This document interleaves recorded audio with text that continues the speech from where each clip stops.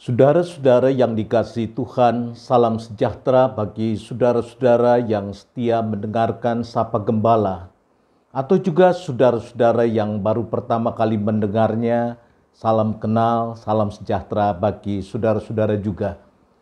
Mungkin ada di antara saudara yang menikmati Sapa Gembala di pagi hari atau juga menikmatinya di siang hari. Bahkan bisa jadi ada yang menikmatinya menjelang istirahat malam hari. Semoga saudara-saudara ada dalam keadaan sehat, atau kalau saudara-saudara sedang dalam perawatan, doa kami menyertai saudara-saudara semua. Pandemi COVID-19 telah melintasi waktu-waktu penting di mana kita biasanya menikmati libur bersama. Ada Hari Raya Idul Fitri, ada Natal dan Tahun Baru, dan sebentar ia akan melintas di Hari Raya Imlek. Tidak sedikit anggota masyarakat memanfaatkan libur panjang seperti di masa-masa biasa oleh karena tempat wisata menjadi relatif padat dari hari biasanya. Dan kita belajar dari pengalaman masa-masa libur panjang di masa COVID-19 selalu menyisakan beban bagi kita semua, yaitu angka pertambahan penderita COVID-19 meningkat secara signifikan. Ketika kita melakukan mobilitas, bukan saja secara fisik kita mengalami kelelahan, tetapi juga interaksi dengan orang lain di masa liburan akan lebih intensif, baik ketika kita ada dalam perjalanan, ketika kita berada di tempat penginapan, maupun di tempat-tempat di mana kita merasa COVID-19 itu jauh dari kita.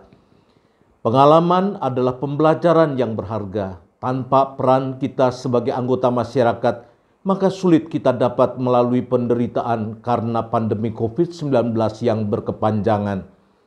Meminjam pemahaman Harold Kushner, seorang rabi Yahudi tentang penderitaan, bahwa penderitaan bisa terjadi terhadap siapa saja.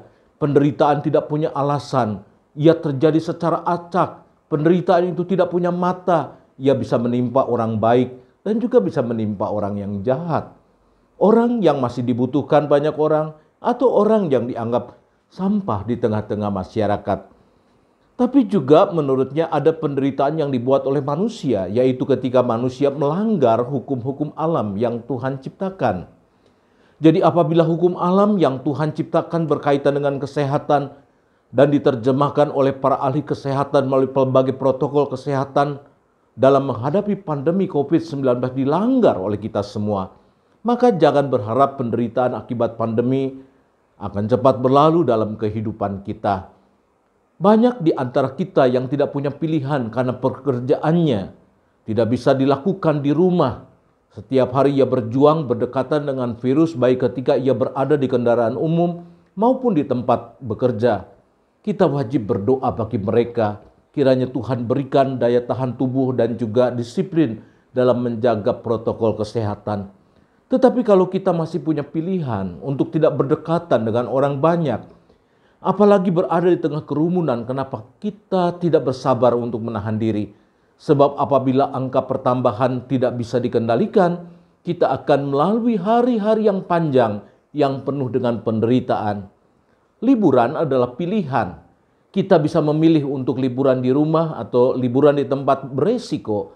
Andai kata kita memutuskan untuk berlibur, kita bisa memilih tempat yang dekat atau yang jauh, tempat yang terbuka atau tempat yang ramai.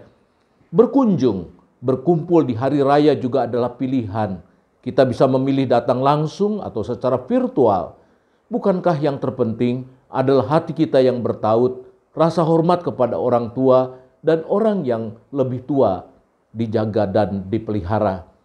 Saudara-saudara yang dikasihi Tuhan, Alkitab mengatakan orang yang sabar melebihi seorang pahlawan. Orang yang menguasai diri melebihi orang yang merebut kota. Amsal 16 ayat 32. Tuhan Yesus memberkati.